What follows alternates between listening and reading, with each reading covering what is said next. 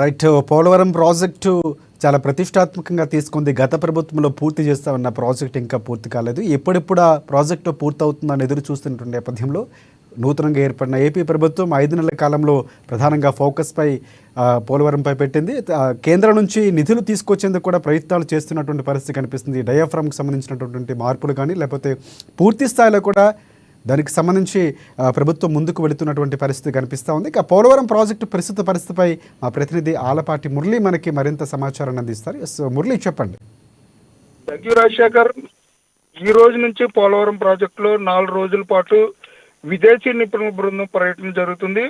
విదేశీ నిపుణులతో పాటు కేంద్ర జలశక్తి నిపుణులు, రాష్ట్ర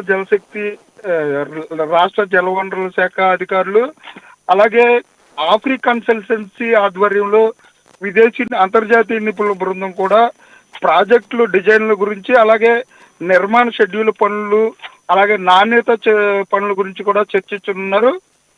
ఈ రోజు నుంచి 9వ తారీఖు వరకు కూడా ఈ బృందం పర్యటన కొనసాగనుంది. 2 కాఫర్ డ్యాముల భద్రత తీసుకోవాల్సిన చర్యలు, ఇప్పుడు వరకు జరిగిన ఫలితాలపై కూడా విదేశీ నిపుణుల బృందం చర్చించనుంది. ఈ నవంబర్ 8వ తారీఖున ప్రధాన డ్యామ్ గురించి నిర్మాణంపై కూడా కీలక చర్చ జరగనుంది. కొత్త డయాఫ్రమ్ వాల్ను సమాంతరంగా నిర్మించాలా, లేకపోతే కొత్త డయాఫ్రమ్ వాల్కి సంబంధించి డిజైన్ ఏ విధంగా ఉండాలనే అంశాలపై కూడా పిపిఏ అధికారులతో కేంద్ర జలశక్తి సంఘం అధికారులు, అలాగే విదేశీ నిపుణుల బృందం కూడా చర్చించనుంది. నవంబర్ 9వ తారీఖున ప్రాజెక్టు నిర్మాణం, నాణ్యతపై కూడా చర్చలు జరపనుంది. ఈ బృందం సూచనల మేరకు ఈ నెల 15వ తారీఖు అంటే జూలై నెల నుంచి కూడా వర్షాలు ఉన్న నేపథ్యంలో కొత్తగా ఏర్పడిన ప్రభుత్వం, కూటమి ప్రభుత్వం పోలవరం ప్రాజెక్టు గురించి ఫలితపాలుగా ఢిల్లీలోని ప్రధానమంత్రిని, అలాగే జలశక్తి సంఘం అధికారులను కలిసి ఇప్పటికే పూర్తిగా ఆంధ్రప్రదేశ్ రాష్ట్ర ముఖ్యమంత్రి చంద్రబాబు నాయుడు పలు దఫాలుగా పోలవరం పిపిఏ అధికారులతో కలిసి ఢిల్లీ పెద్దలను కలిసిన నేపథ్యంలో కేంద్ర ప్రభుత్వం 2 సంవత్సరాల్లో పోలవరం ప్రాజెక్టు నిర్మాణం పూర్తి చేయాలని చెప్పి ఆదేశాలు జారీ చేసిన నేపథ్యంలో ఈ నెల 15వ తారీఖు నుంచి కూడా పనులు ప్రారంభం కానున్నాయి. 2 సంవత్సరాల కాలంలో ఎట్టి పరిస్థితుల్లో పోలవరం ప్రాజెక్టును పూర్తి చేసి జాతికి అంకితం చేయాలని చెప్పి ఆంధ్రప్రదేశ్ రాష్ట్ర ప్రభుత్వం కృతనిశ్చయంతో ఉందని చెప్పొచ్చు రాజశేఖర్. ఇంకోటి అంటే ప్రధానంగా చూసుకుంటే ఒక్కొక్క రోజు అంటే డయాఫ్రమ్ వాల్ కానీ లేకపోతే దీనికి సంబంధించిన పనుల పురోగతి అంటే మొదలు పెట్టబోతున్నటువంటి నేపథ్యంలో కనిపిస్తున్న నివేదిక ఎప్పుడు ఇవ్వబోతుంది? అంటే విదేశీ ఏదైతే బృందం ఉందో ఆ బృందం పర్యటన పూర్తి స్థాయిలో నివేదిక ఎప్పుడు ప్రభుత్వానికి సమర్పించబోతుందేమో మనకు అప్డేట్స్ ఉన్నాయా?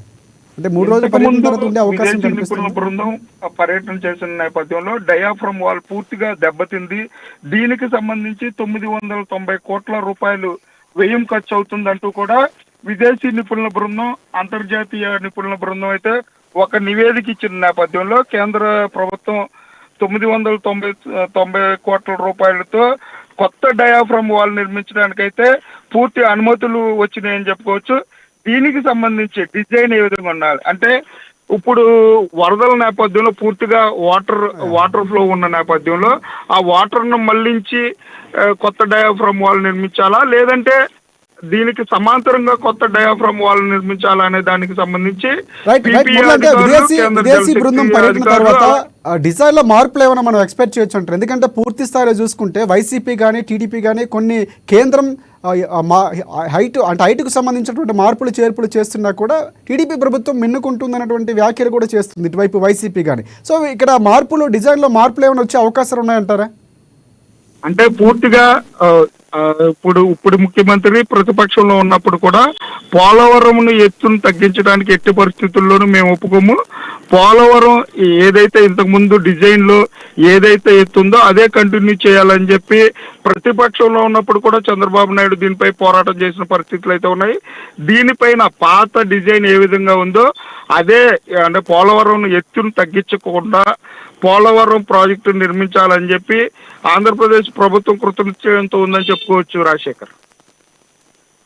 ప్రధానంగా అంటే నిపుణుల బృందం సర్వే చాలా కీలకం కాబోతుంది. అయితే మరొక అంశం అంటే కేంద్రం నుంచి రావాల్సినటువంటి వాటా పోలవరానికి పూర్తిగా మేము సపోర్ట్ చేస్తామని చెప్పినటువంటి పరిస్థితి కేంద్రం నుంచి వినిపించింది. మొన్న మోదీ కూడా చెప్పినటువంటి పరిస్థితి. సో ఈ నివేదిక అందిన తర్వాత ఏమైనా కేంద్రంకి మరొకసారి కలిసే అవకాశం ఏమైనా కనిపిస్తుందా?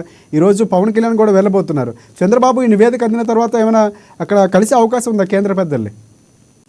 ఇప్పటికే కేంద్ర ప్రభుత్వం 2,600 కోట్ల రూపాయల నిధుల్ని విడుదల చేస్తూ, అంటే ఈ నిధులను 75% పూర్తిగా వినియోగించిన తర్వాత మళ్ళీ నిధులు విడుదల చేస్తామని చెప్పి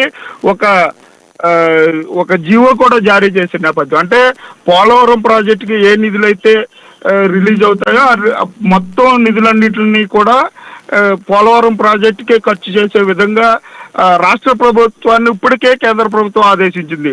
అంటే 75% పనులు పూర్తయిన తరువాత మిగిలిన డబ్బులు కూడా రిలీజ్ చేస్తామంటూ కూడా కేంద్ర ప్రభుత్వం, కేంద్ర జలశక్తి సంఘం అధికారులు కూడా ఇప్పటికే రాష్ట్ర ప్రభుత్వానికి ఒక నివేదికలో పంపిన నేపథ్యంలో, అంటే పోలవరం ప్రాజెక్ట్ అంటే ఆంధ్రుల జీవనాడైన పోలవరం ప్రాజెక్ట్ ని పూర్తి చేయడానికి ఆంధ్రప్రదేశ్ ప్రభుత్వం ఏ విధంగా ఉందో అదే విధంగా కేంద్ర ప్రభుత్వం నుంచి కూడా సహాయ సహకారాలు అదే విధంగా ఇటు కూటమి ప్రభుత్వం, అంటే అటు జనసేన అధినేత పవన్ కళ్యాణ్, అలాగే తెలుగుదేశం అధినేత చంద్రబాబు నాయుడు కూడా బీజేపీ పార్టీ పెద్దలు, అలాగే ప్రధానమంత్రిని కలిసి, అలాగే కేంద్ర జలశక్తి ప్రతినిధులతో కూడా పూర్తిగా పోలవరం ప్రాజెక్టును పూర్తి చేయాలంటే కేంద్ర ప్రభుత్వం పూర్తి సహాయ సహకారాలు అందించాలి. అలాగే ఇప్పటి వరకు చేసిన పనులకు సంబంధించిన బిల్లులన్నీ కూడా చెల్లించాలని చెప్పి కేంద్ర ప్రభుత్వానికి నివేదికలు ఇచ్చిన నేపథ్యంలో కేంద్ర ప్రభుత్వం ఇప్పటికే ఒక స్పష్టమైన ఆదేశాలు ఇచ్చాయని చెప్పుకోవచ్చు. రాజశేఖర్. రైట్.